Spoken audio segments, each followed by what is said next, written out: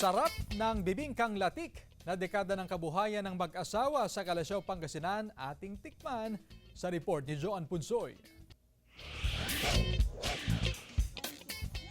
Kung latik lang naman ang pag-uusapan, hindi pa huhuli dyan ang luto ng mga taga Calasiao, Pangasinan. Oo, tatatlong ano yan. Ang mag-asawang Roy at Ronaldine Aquino ng Barangay San Vicente, dekada na raw nakabuhayan ng pamilya ang paggawa ng kakaning latik.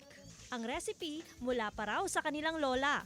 Sa lahat po ng ingredients, sa lahat ng timplada ng pinamana ng lola namin is ganun pa rin.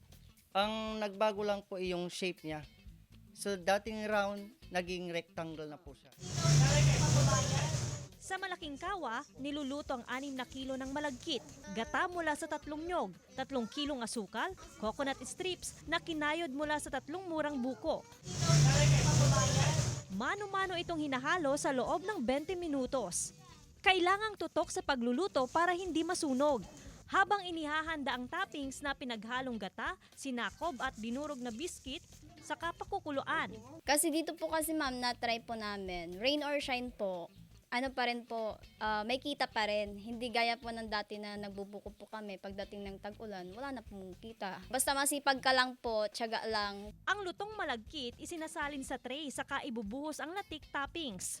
Ibibake naman ang bibingkang latik sa oven ng 1 oras bago hanguin. Bukod sa bibingkang latik, gumagawa rin sila ng bibingkang tapong o tikoy at cassava cake. 700 pesos ang per tray nito.